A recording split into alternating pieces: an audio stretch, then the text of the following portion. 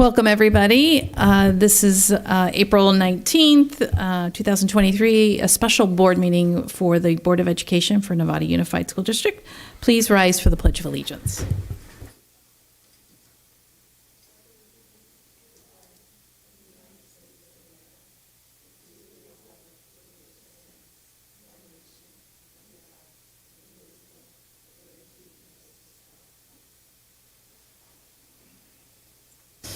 And we're just missing one board member this evening. Trustee Lametta was unable to make it today. So we have 6 of us. And so we're here today to get an update or just a conversation with Dr. Anthony Mohabed. Welcome. Thank you for being here and being in our district today. So I'm going to turn it over to you and we'll just start. You're the main focus today. I like that very seamless transition. So yes. Thank you. Well, good evening, everybody.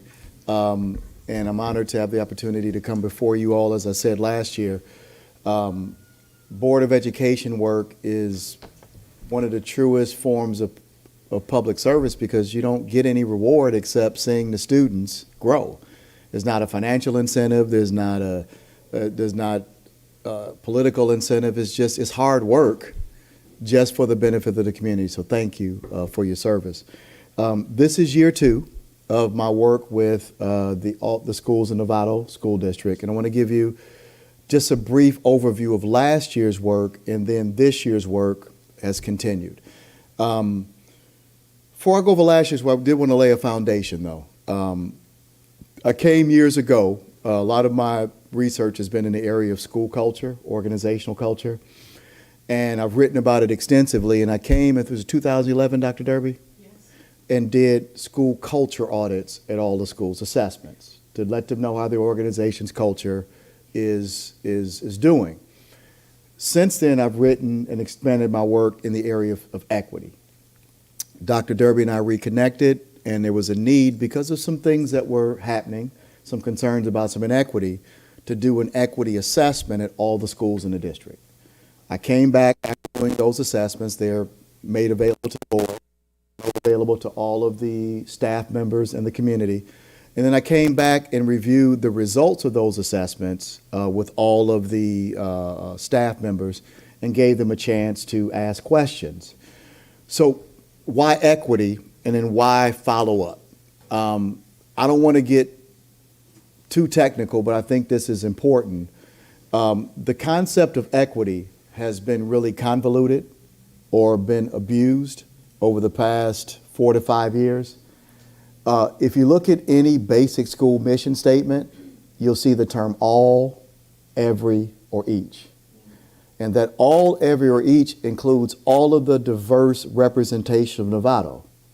Because I'm sure when they send out tax bills, they're not weighted. So you probably have some citizens of different ethnicities, different languages, different family structures and sexual orientations, different religious backgrounds. So when you're a public entity and you promise all, then you have a duty to do that. The 14th Amendment of the Constitution guarantees it in the Equal Protection Clause. It was one of the most important byproducts of the end of the Civil War, is that once African Americans were given citizenship in the 13th Amendment, they had to be guaranteed equal protection under law in the 14th Amendment.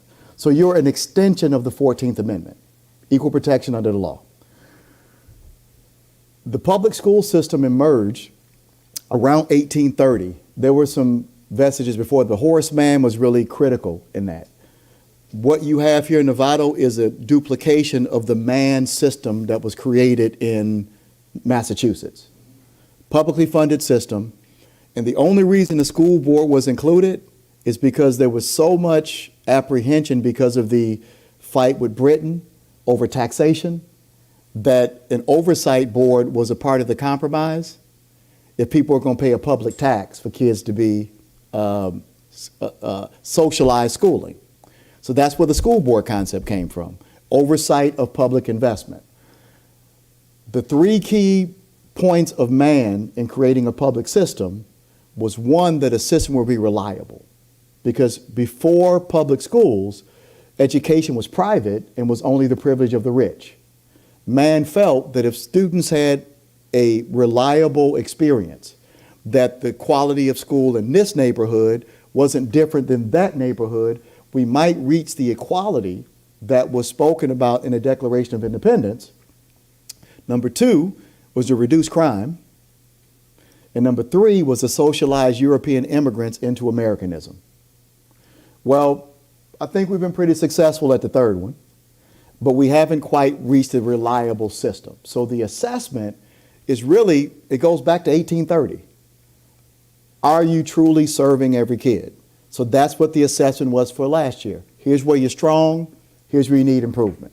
This year, the schools were supposed to put together equity teams that met on a release day to take the results of the audit and to start to make them actionable. So if our students, if our English learners are not growing at the rate they should, we need to study that problem, figure out a direction.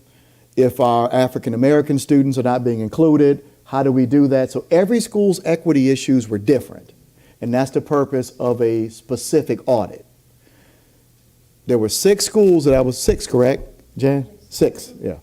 I get confused sometimes, but I wrote there on the assessment, 6 and 7 next year, but 6 this year to go provide technical support.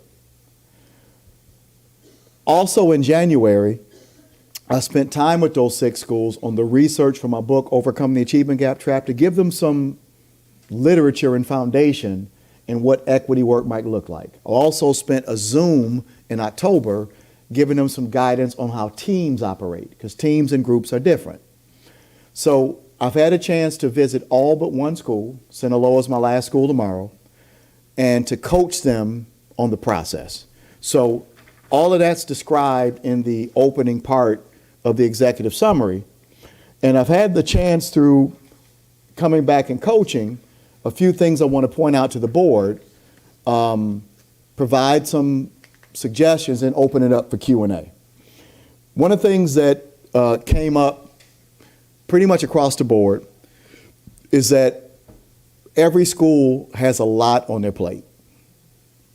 I would encourage all who are present and who are listening to Google teacher stress and anxiety post-COVID. It's overwhelming. The Kaiser Family Foundation found a 400% increase between 2019 and 2021 in adults, American adults, reporting anxiety and depression. Let's go to the kids.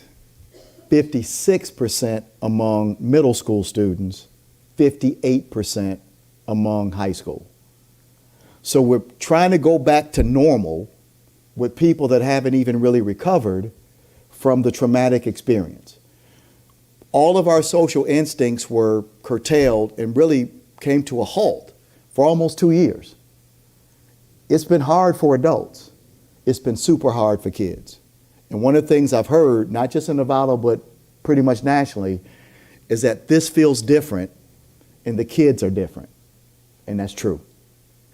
So when teachers are trying to get their footing and trying to manage just some of the basic tenets of classroom management, classroom instruction, because for a lot of your teachers, they did Zoom for a year.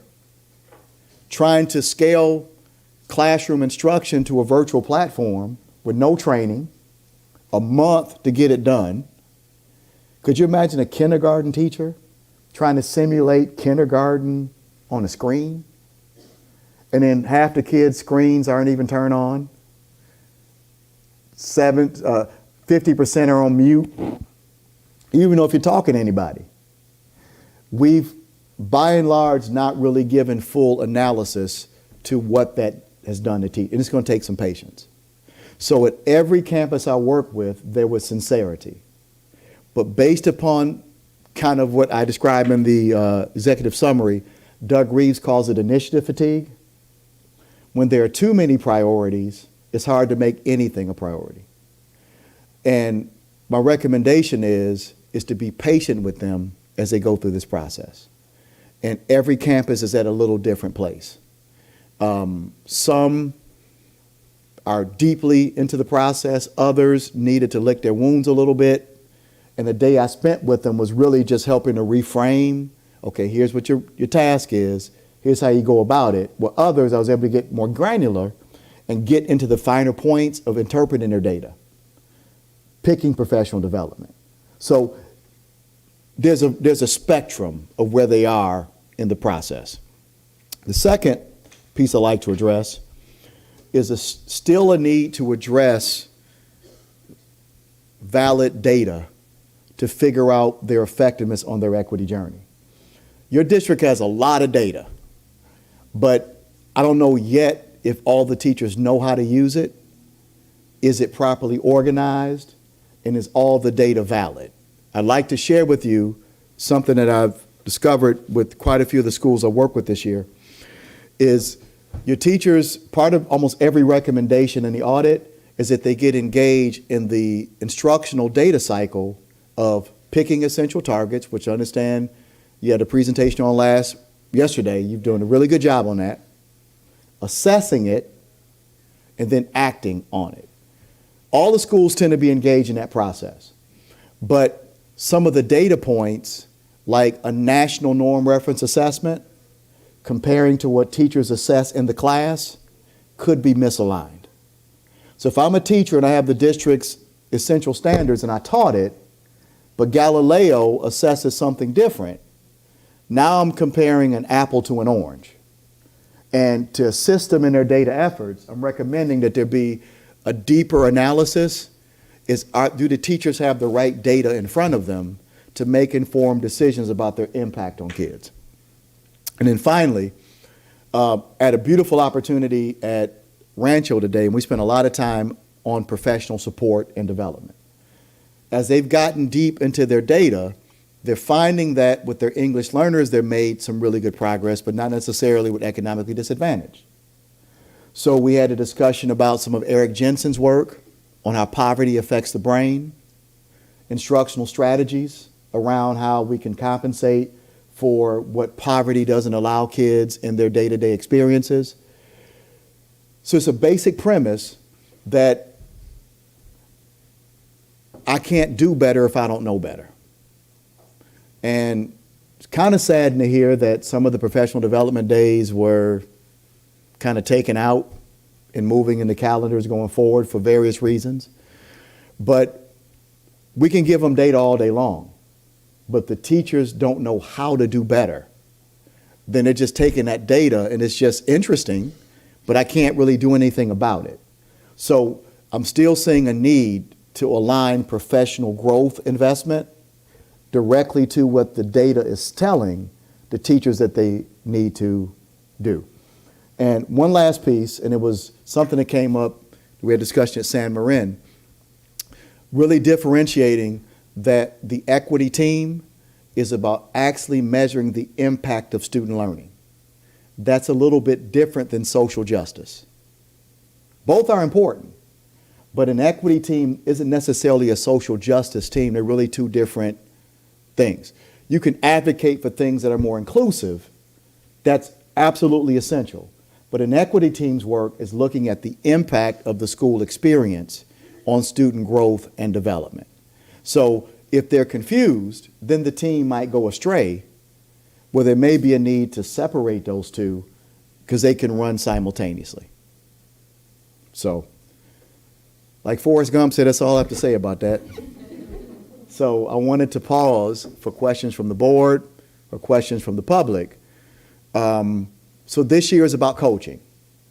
Once I give you the professional development and the information, give you feedback, help you create a structure, then what's left is now we have to work to address what the evidence has shown us.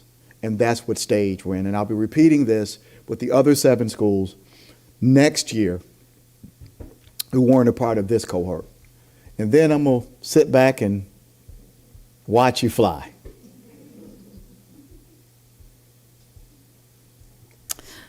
All right, yes. I think the conversation will just be, I can call on you, but we can also just, for a little free form.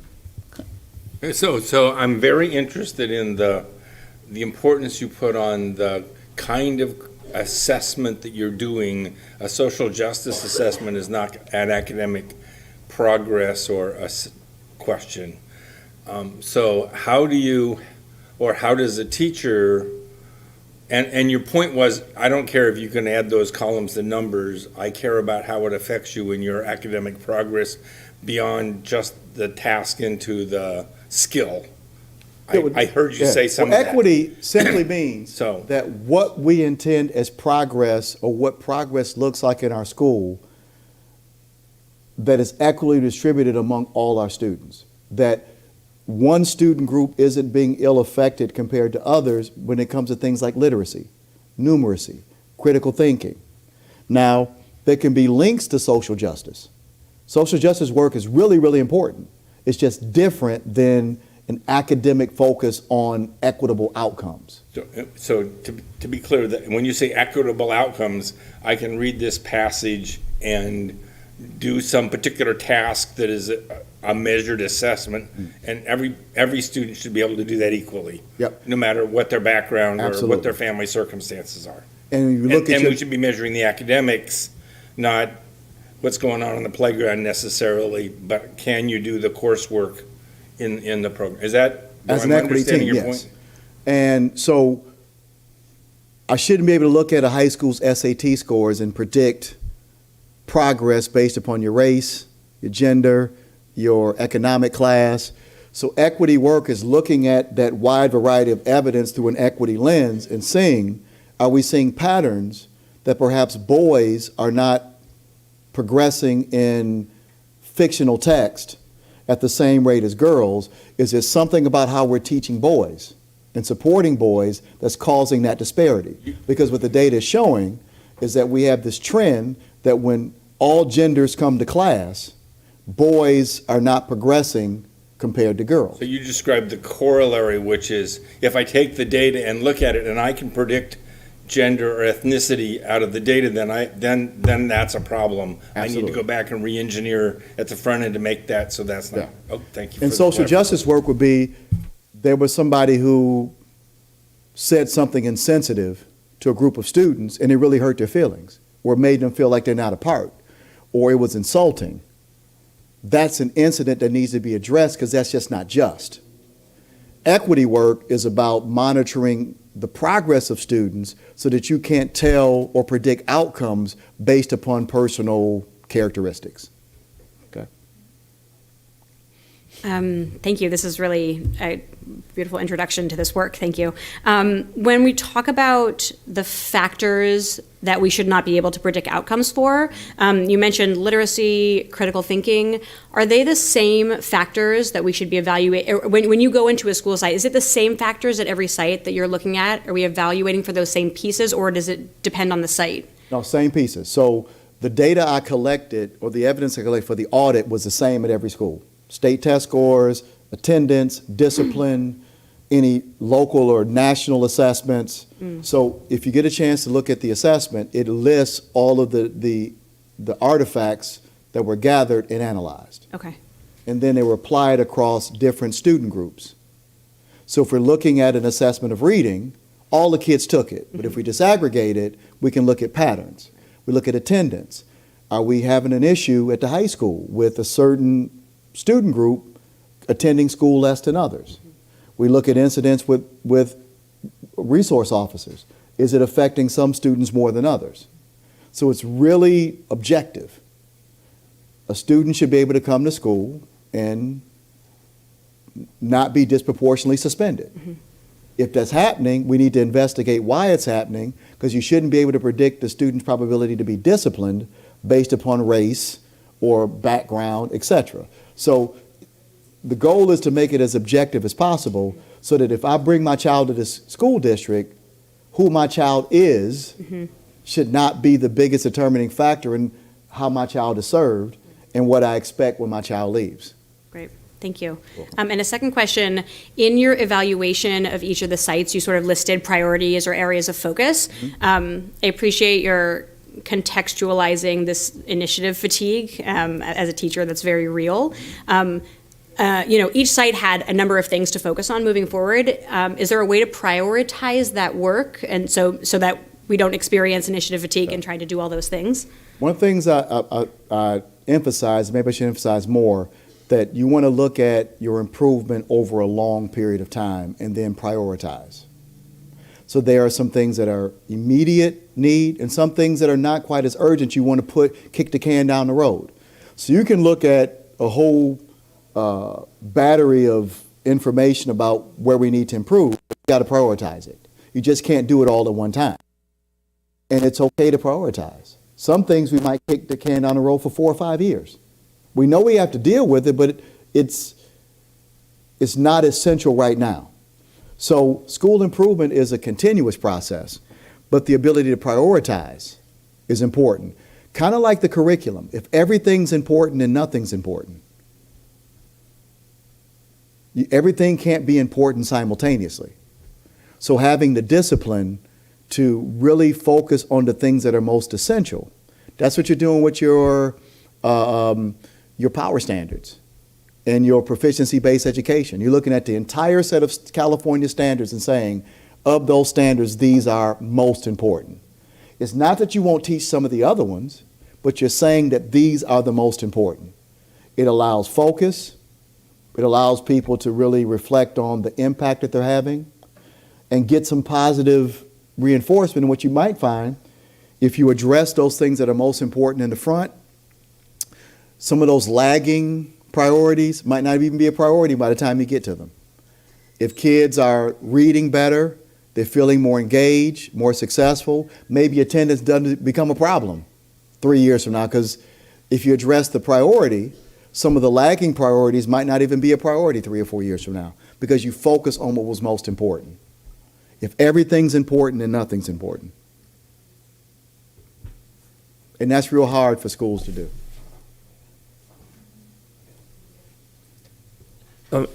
This is a really good stuff, and really enlightening to hear the difference between the predictive factors versus social justice. It really helps clarify that in my mind.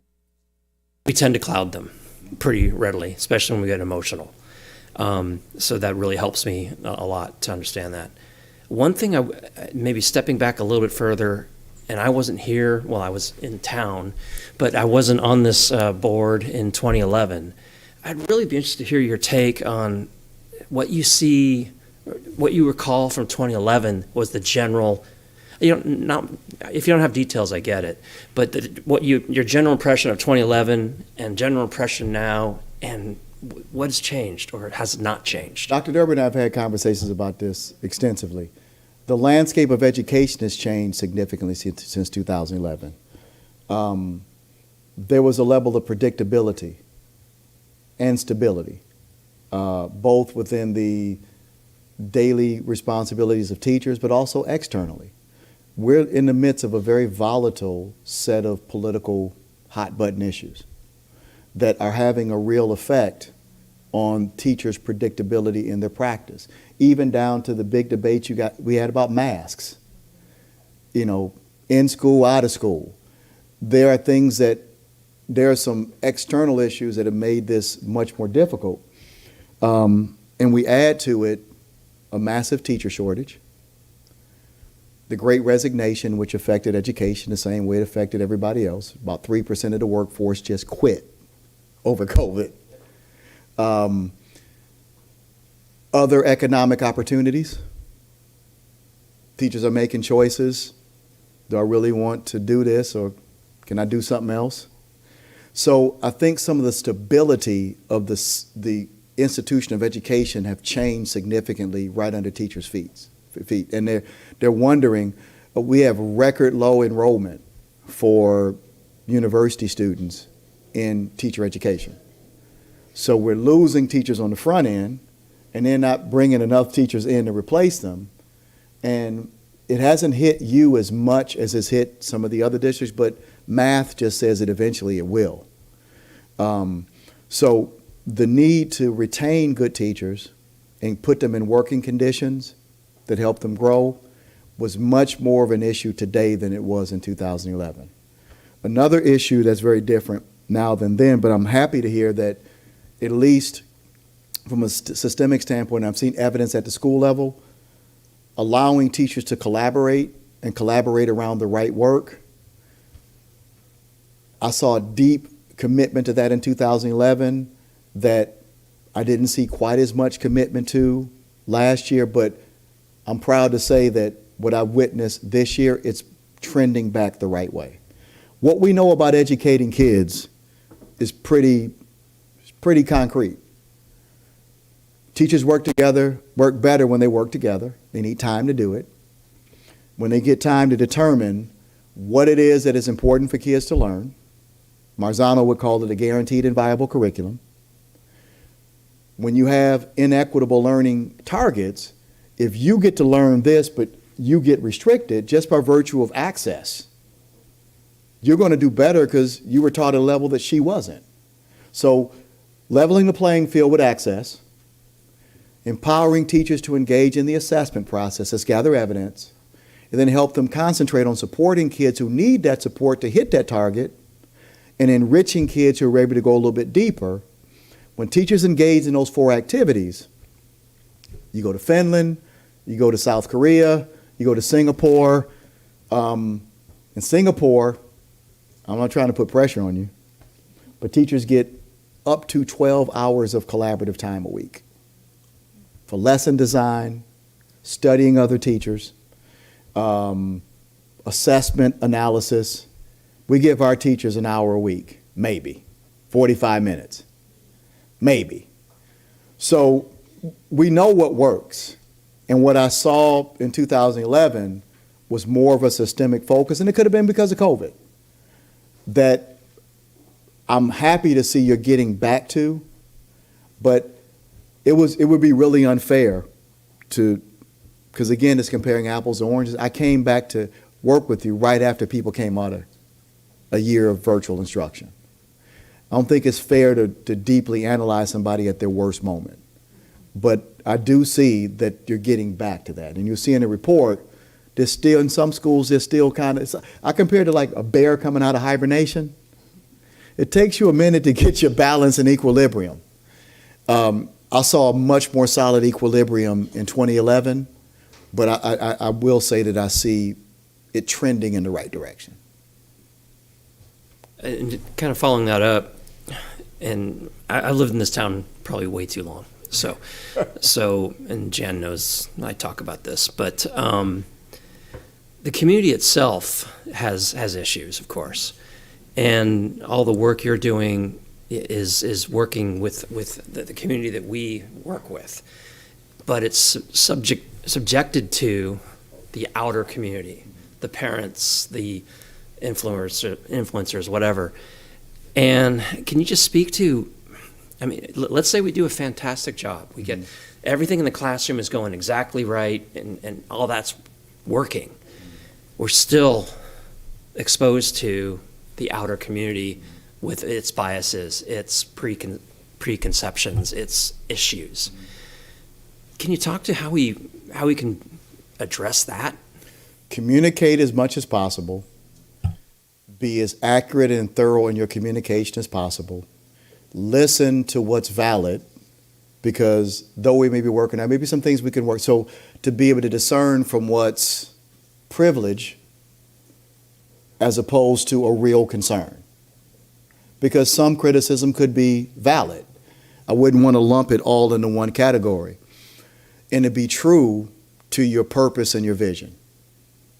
And let other people develop their own opinion and keep it. But you can be your best storyteller. I would keep a very good relationship with the media outlets as much as possible, highlight the things that are really going well for a balanced narrative, listen to those who have some valid dissatisfactions, because this is their school district. But what's stimulated by something a little more sinister, not to react as an institution to it and give it validity that it doesn't deserve.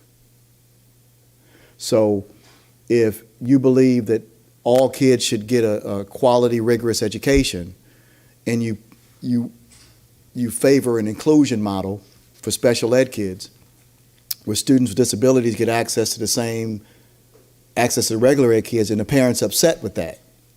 You have to live with them being upset because you're being true to your purpose. That they want to use you to activate their privilege. They want to use your power to say that my kid is better than somebody else, and I want you to systemically grant that privilege. This is where ethics and public service has to come in. This is what Lyndon Johnson had to do with the Voting Rights Act. This is what John F. Kennedy had to do with the application of the Supreme Court decisions with the desegregation of schools. Public service is not always easy, and what's right is not always popular. But if you guys can look yourselves in the eye and say that we've been true to the mission of Novato Public Schools, we've done the best to highlight what's going well and give attention to what may need to improve that's legitimate, then that's going to have to be enough. Because you don't have the authority and power to change somebody's heart or to change somebody's perception. You can just produce counter evidence. Be cordial, be receptive, be a public servant. We went, when I was a principal in the Detroit area, went to all of our classes, all of our, so you know what, in your district, this is another, it was in the report, we had this philosophy that the best opportunity should be available to all kids. And in our school, Algebra 1 in 8th grade was our most rigorous opportunity. It used to be more of a rite of passage for those parents that knew how to navigate the system. We made all of our 8th grade math classes Algebra 1, which didn't please some of the parents who liked it to be exclusive. Funny you mentioned that. We were just talking about that last night. We made them all Algebra 1.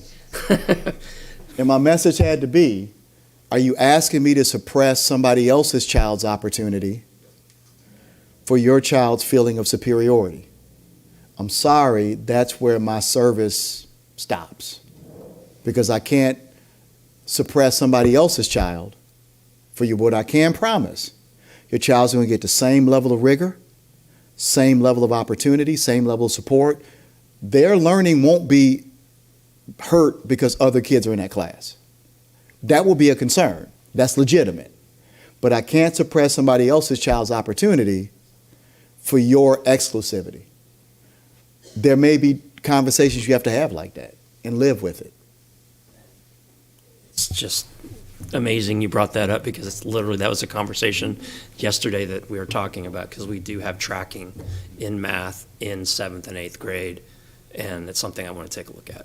So, and it's wise to raise the bar, but you also have to raise the level of support.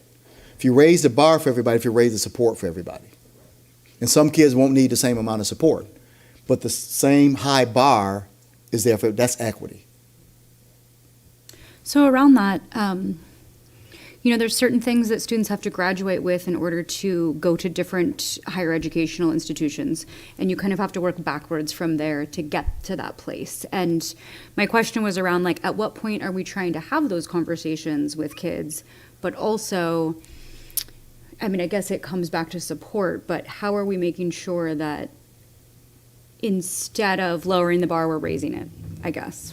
Well, that's why you have a school vision that sets targets and goals. I know in California, I'm not from California, but I've heard quite a bit about the A through G requirements. That's a data point you can monitor. And if you're trying to help every kid become college or career ready, you have a solid criteria for that. You have solid, so why not monitor that, set targeted improvement goals, and then consider the support and the methodology that would have to go along with that to raise that. Equity is never about lowering the bar. It's helping more kids hit a high bar. So no, you would never, in an equity effort, lower standards. You'd ask, how do we push more kids up to high standards? And equity may mean that some kids might not need any support. Thank you, Mom and Dad. But some may. It doesn't mean that we're doing a disservice to your child because somebody else's child needs a little bit more support. Because we promise all the kids will leave with A through G requirements. That's equity. Can you speak a little bit to, once we've targeted a place where we want to do extra work, what is the path to get to that successful outcome?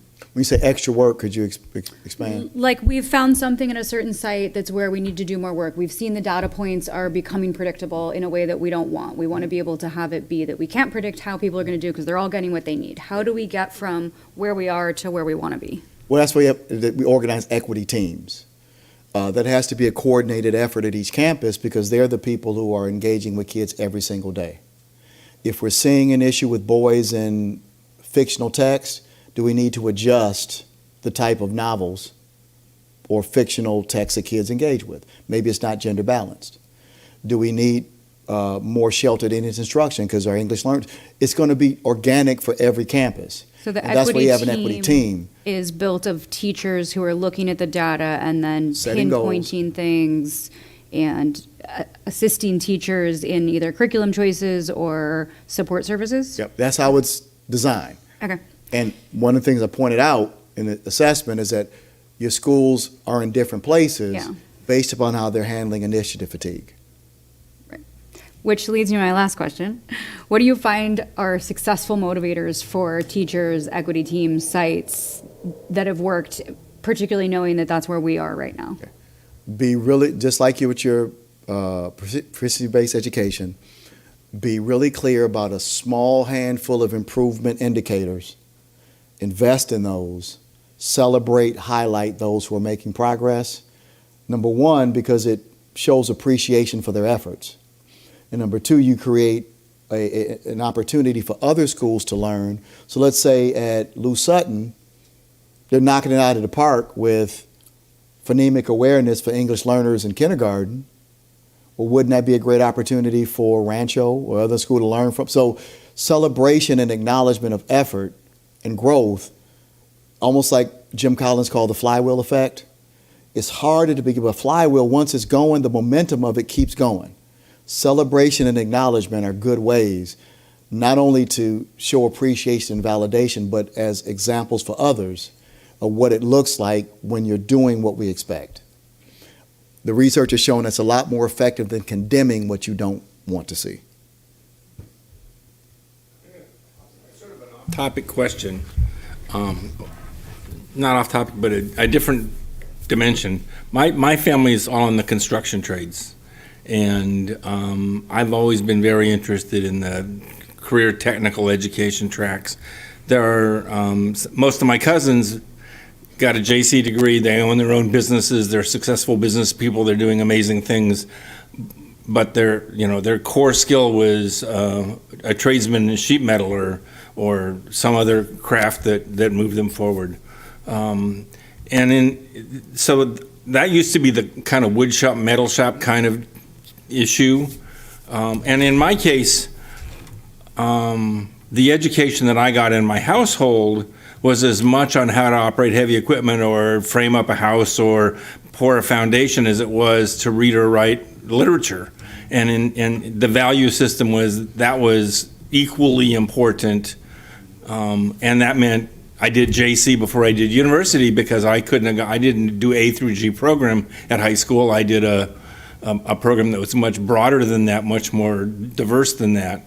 How do we take the kids that was like where I was with that kind of background and give them the success story in their mind and heart and career-wise so that they can go forward? They don't all end up working for their parent who owned a business.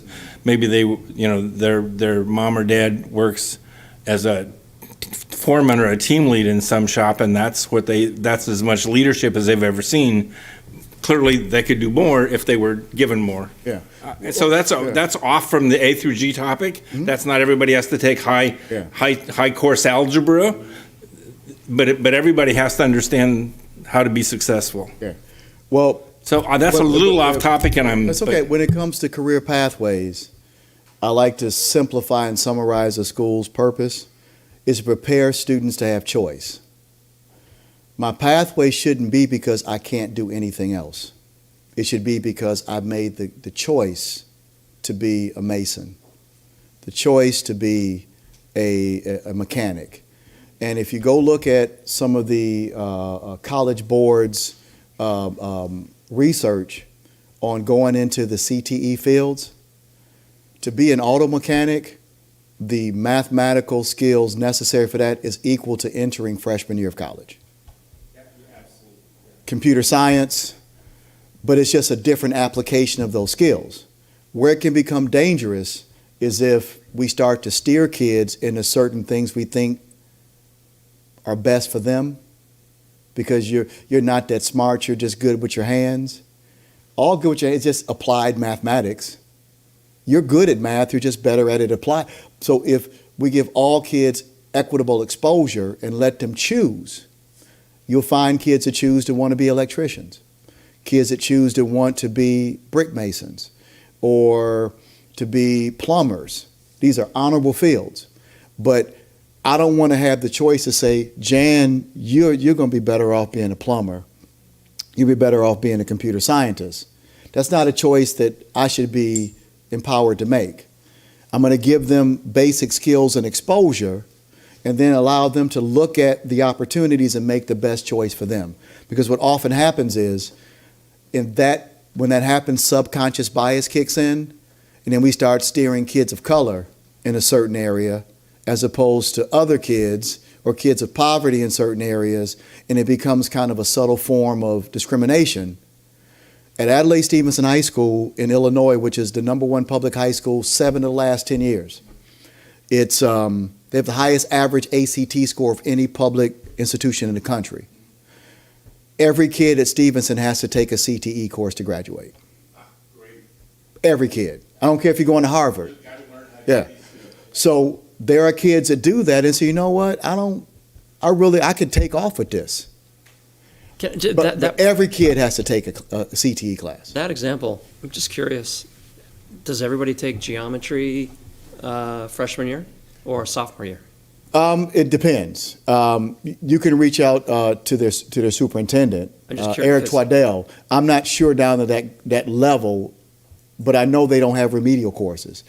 In upper grades, it's either college prep or AP. In grade 9 and 10, I'm not sure if every kid starts in geometry. I'm sure they probably have some students that take algebra. Well, maybe it's more basic question is, are they all relatively on the same level at the start of high school? Pretty much.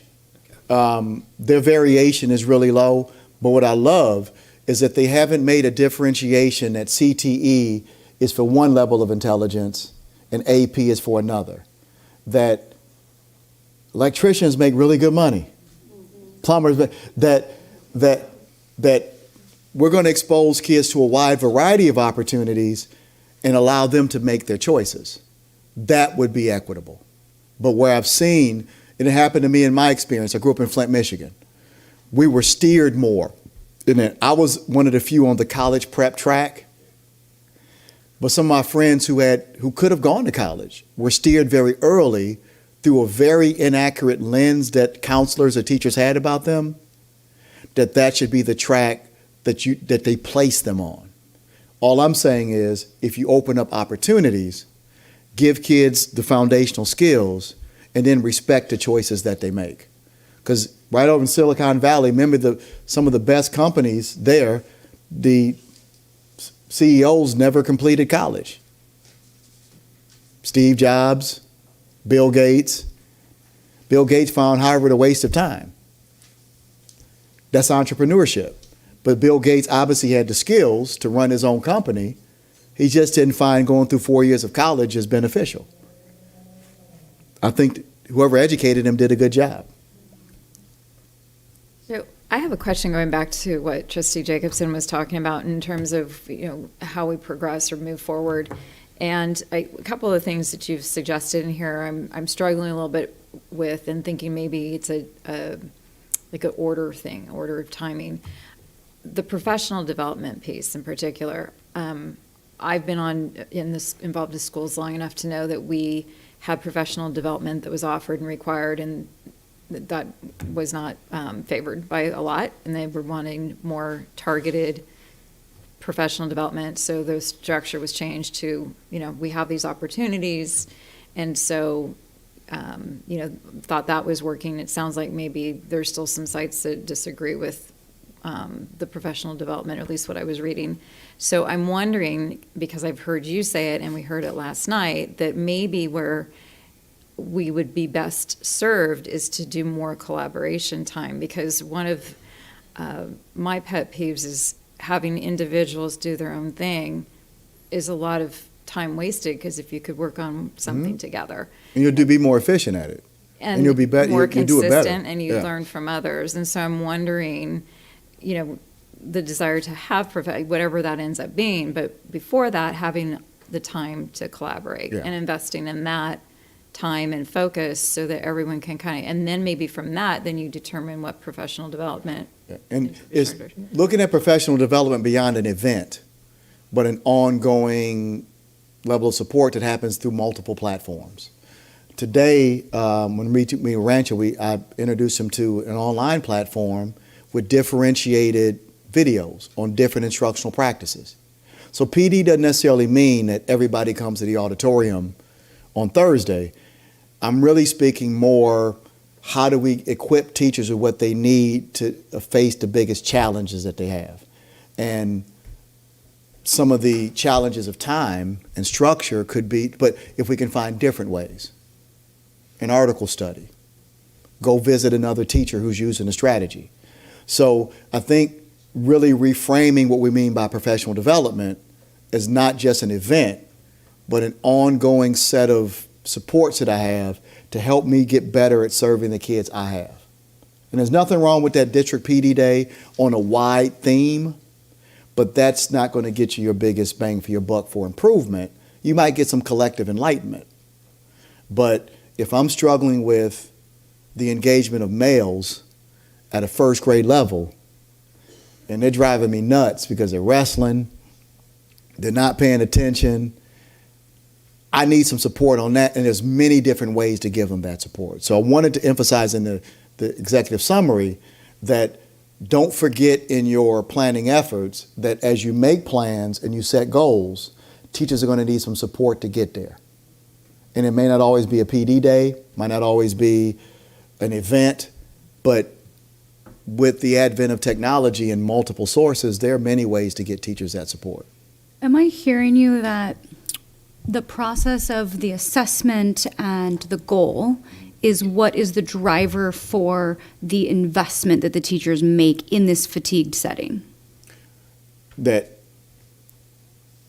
the fatigue, please help me. So we have a fatigued workforce Huh? and student population, Huh? and we're trying to say that we need them to invest in their educational practices so that they can help our students the most. How do we bridge from here to there? Is to cut off all the ancillary things that don't support that. Okay. Is to help teachers focus on the first things first. There's a study that was just actually released yesterday, and I shared it with Ms. Nam today on teacher fatigue post-COVID. This has been kind of the rave of the research community, and a lot of it was centered in LA Unified.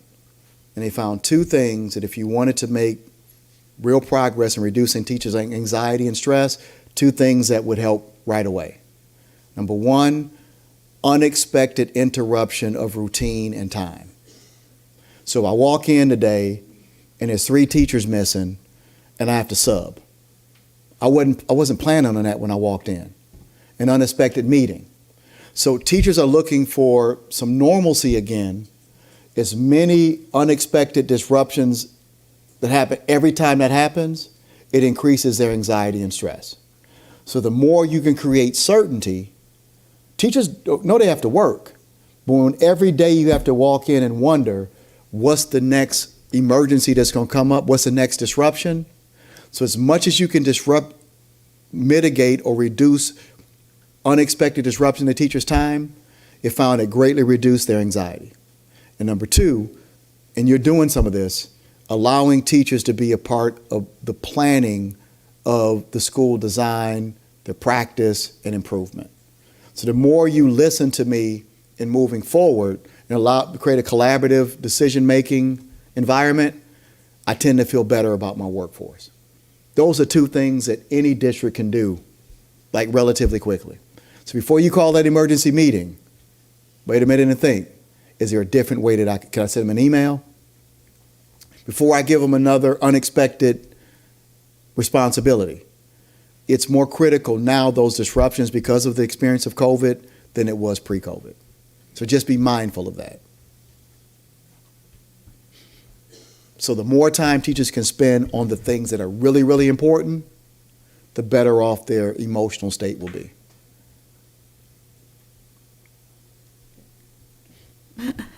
We allotted an hour for for your presentation, but I want to also allow the audience, we have some staff members, some community members, to be able to come up. Absolutely, yeah, that's why so they're here. and just come up and talk to the mic, because this is being recorded. And because we can't hear you when you're sitting in your seat. I am a parent, and I'm curious how the special education students were included in this DEI audit. My child's in a special day class. I read every report. I didn't find any language. Well, there's plenty. When I looked at supported achievement gaps, if you that- look, there were several of your state reports that identified significant gaps for kids with disabilities in the data section, which would have been, I think, indicator 2. In which school? I can't remember. There's not a single word of it in the Hamilton Okay, well, report. Well, maybe not. Maybe Hamilton, that wasn't a glaring. It's glaring. She's in a special day class that is not included in any enrichment programming, any basic campus information, school pictures. That wouldn't necessarily be something that I would get access to as far as Enrichment programming? reported data. Enrichment programming? A program is not a performance data; it's an experience. Right, but not a DEI audit, not covering the special It's not a day DEI; it's an class. equity audit. A DEI equity audit, Well, the inclusion is different than equity. Equity simply means our kids having a So it's similar a- set of outcomes. but not a similar set of supports. No, that's different. That's programming. It's important, but it So there's wasn't a no- part of the So it's an equity audit, not inclusion. It's an equity audit. Yeah, it states very clearly in the beginning what it is, So how were the they framework included? it came from. So the I that would be something that I think that you could sit down with the superintendent and others and lay out what your concerns are. I have. That's not something as an outside consultant that I have any authority over. I looked at a wide variety of evidence and took it through a process that I use with districts all over the world. So how were they included in the audit? The attendance data, the state testing data, the discipline and suspension data. So all the evidence I gathered, and you can see in the report what data was gathered, and then the student populations that were disaggregated in analyzing that data. So I'm want to kind of know what is. There were several citations or notes in the audit about a need to address from the data disparities with special ed students. So what is it that you want me to address? I didn't find any language in the Hamilton or 3 other of the school reports that addressed anything with special education. Okay, well, I have to sit down with you and look at those. Our I teacher don't memorize them. wasn't included in the survey either. They're what? Our teacher wasn't included in the survey. Because it was, all teachers got the survey. All teachers got All NUSD teachers got the survey. This is a Marin County Office of Education class she's But referring on a to. Nevada Unified campus, so aren't they supposed to be included in Nevada Unified? My daughter's a Nevada Unified student. Right, and what we did is worked with our teachers that are in the system, that's who Where was, do they fall if it's not on the campus that they attend? they would be governed by MCOE, professional development, and input. That's what we did. So the campuses aren't supposed to include them in things like, They should be including them in everything. except this? This is an equity audit for our staff. So, So it's a except for this. suggestion for the future. I mean, I'm not in disagreement. But everybody keeps saying everything and then not including them in anything, including an audit. But that's been your experience. That's been your experience. I'm not discrediting it. It has been your experience. I know that. And I would greatly encourage you to take whatever your issues are to the people who directly with your child.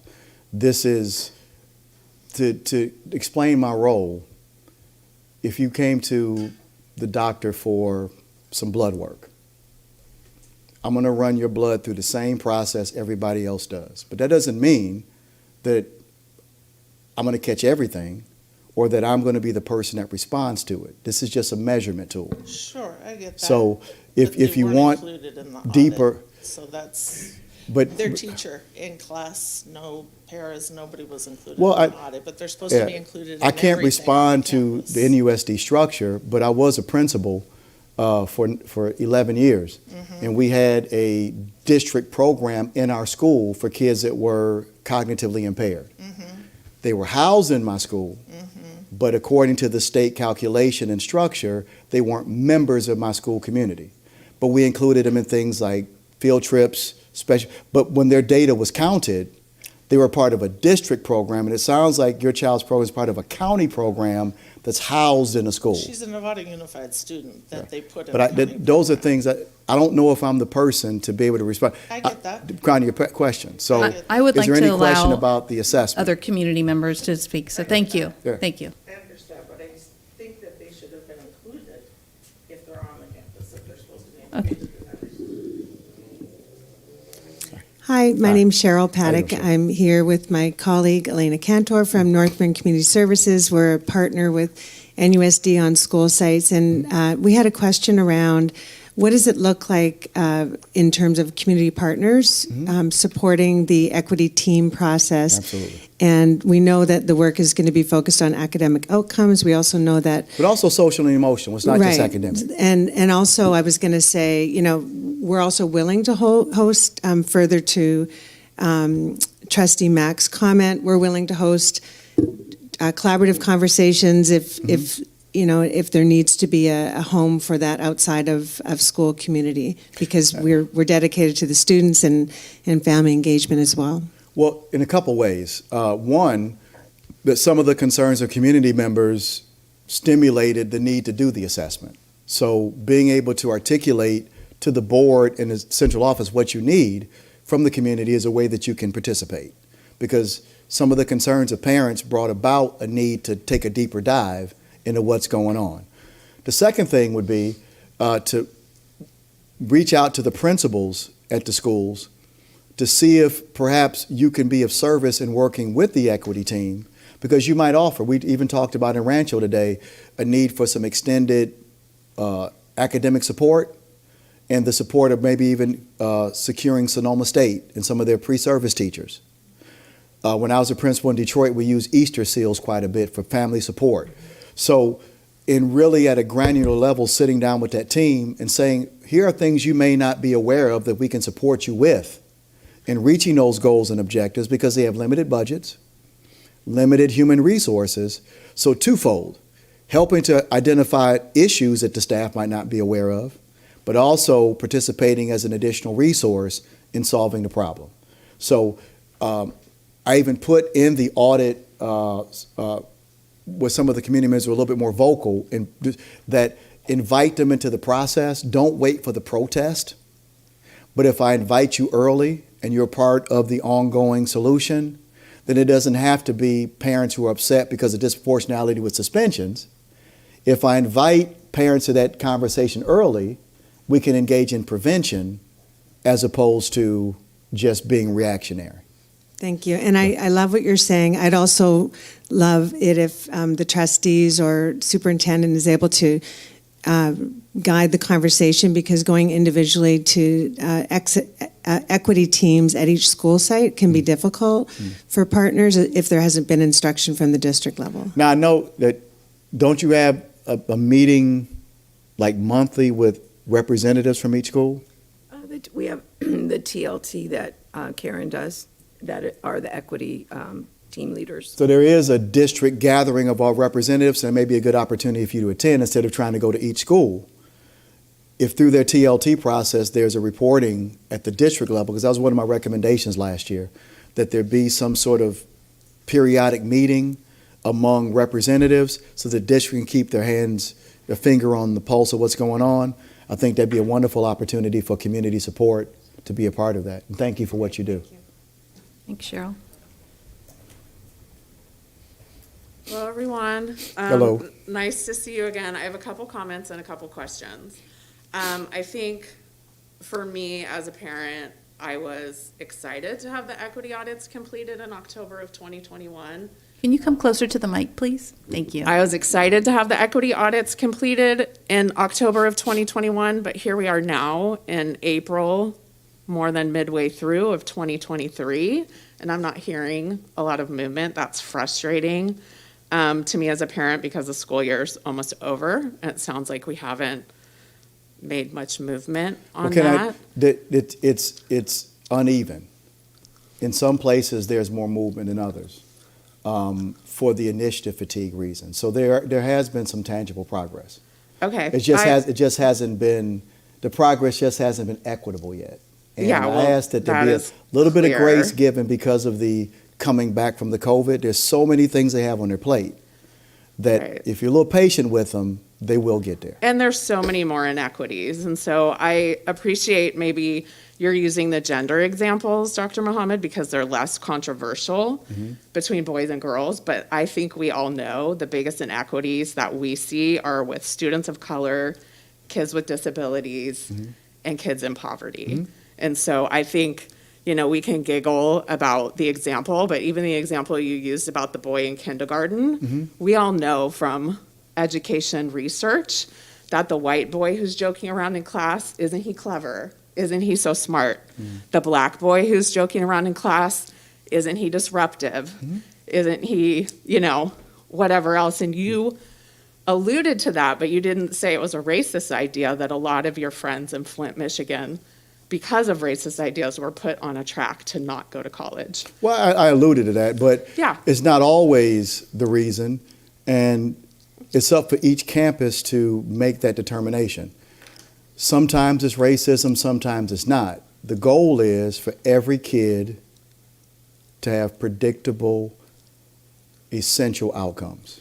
And it's up to each campus to determine. And in different campuses, some campuses it was race, and I was very clear in the audit that you had race. Sometimes it was disabilities, but every campus has to own their own disparities. And the more in a forum like this, you can be more universal, because what if there's a campus present that race isn't their issue, but it's mainly income? I would say in our country, there is no campus and no institution where race isn't an issue, but we can talk offline Well, about that. San Diego State has a think tank called the National Center for Excellence in Urban Teaching. There's a book they just released called When Black Students Excel, where they highlight schools across the country where their highest achieving subpopulations are African American students and the things that are happening. So we know what to do, and there are schools that are doing it. Yeah, let's do But it. what I don't want people to take away or think is that discrimination stops at race. Race is a significant factor. It's the most glaring factor, but it's not the only.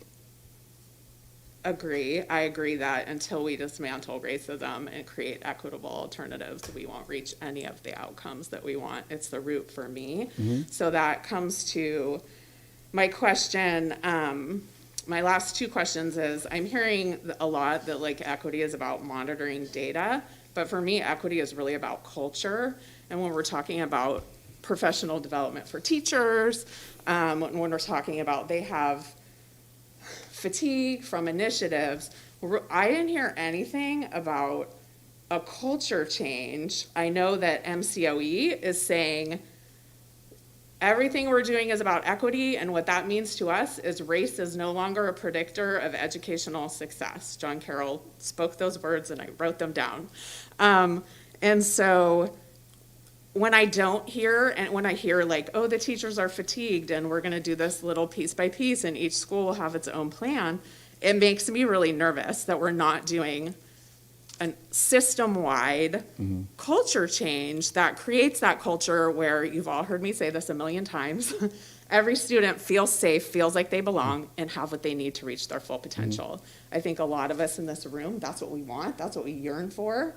And we were hoping that this was maybe a gateway to that. But for me, it sounds more individual than system-wide, and that makes me worry. So my last question for you about that is, what does the audit tell you about the systems that are disproportionately preventing students of color, students with disabilities, and poor students from accessing their education? Well, first, I want to respond to the first part. That's something, those goals that you articulated is something we haven't accomplished as a society. Just turn on the news. So schools are a part of that. Schools don't have a magic wand that the society doesn't have. They're just an entity working within a larger entity that has those same problems at a larger level. Sure, but if we all say that, then we're never going to fix it. Oh, We but all let- have to start let me working on finish. it. Yeah, but let me finish. So schools are trying to work within the same confines that everybody else is trying to work in. And improvement is a process. I could hope for something to happen, but then being strategic about making it happen is something that's quite different. Culture change of all organizational change is the most complex. And that's why Peter Drucker said that culture eats strategy for breakfast. Yes, I know. I've written 7 books on organizational culture. It's a mix of 6 different disciplines. If human behavior was that easy to influence, we'd have a better world overnight. There are so many factors that are happening interchangeably that have to be addressed, not just the impact of the institution of society, but also the agency of the individual. One of the things that I sometimes have some spirited conversation with social justice advocates is that as an African American male, my personal agency doesn't allow me to be oppressed by what I don't choose to allow to oppress me, because I'm powerful, I'm enough, I'm capable. So there's no situation I walk into that I ever feel like I'm not enough and I'm a victim. My efficacy will force your respect. It'll force your acknowledgement. I am not subordinate to anybody else's idea about me. Coming to that point is something that was ingrained in me by my grandmother and my mother through years of programming, modeling, support, and I got it. Waiting on society to meet me there is their burden, and we're working on that. But simultaneously, there's an agency issue we have to build in Black boys, Latino boys, to take control of their destiny, which is a totally different subject. So we're looking at a multifaceted issue that's as big as society itself, and we're taking the first bite at the apple. There's nothing that you said I disagree with as far as what we want. The issue we have to come to an agreement upon is what's the best way to move forward on it. And if it was that easy, we'd have it right now. So my only, I guess, challenge would be, then if the approach we're taking isn't working, then what is the alternative approach? What additional would you recommend? Can we change somebody's heart? That's one of the things Peter Drucker said. I can wrench your behaviors, but I can't change your heart. So some people in Oregon, they have to fake it until they make it, because now I can't make you respect somebody, but I can monitor your behavior to make sure it's respectful. Changing somebody's heart is a very difficult thing to do. And we see almost whenever we take a step forward, we take 3 steps backwards as a society, as a community. So I don't begrudge anything that you said. But as a person who prides himself as a 33-year educator and spending 19 years as a researcher and publisher, that we're acting upon the best information we have available to us. And if we, hopefully as we know better, we'll do better. But I haven't met a district yet that wished an equity mindset and heart for all of its employees and could snap its fingers and change culture. So It's a challenge. I'm not suggesting to snap fingers. I'm an organizational development practitioner, and I marry that with equity, with my passion for equity. And so last year, you all had said that parents and maybe students could be involved in this. I'm not suggesting that we wish changes. I'm suggesting that we come together as a community and make these changes for our kids. I think we're all here because we care about kids, and we want their outcomes to be better. So I would like to be on a working group. I am all about action. I think you all know. And when things aren't moving, I make a stink. I'm the person he said you should invite who's not happy with how things are going, because I'm not happy because I care about the kids and I don't think they can wait anymore for equity. So how can we all get organized around making that happen? So thank you for your time tonight. Thank you. Thank for you. your comments. So I want to be mindful of the hour that we committed to this, so I'm going to bring the meeting to a close, and thank you very much for presenting to the board. And board, can I just get your approval of the agenda? That's just one thing I missed. And I know move Ellen's approval. over there probably. Move approval of the agenda for tonight's meeting. Thank you. Second by trustee, okay, so first by trustee Miller and a second by trustee Mack. All those in favor? 6-0, one Dr. absent. Mohammed, I have to leave quickly, so thank you very much. Pleasure. Yeah. I'm one of the Yeah, time I box understand. people. All right, I'm going to, this meeting is adjourned. My pleasure.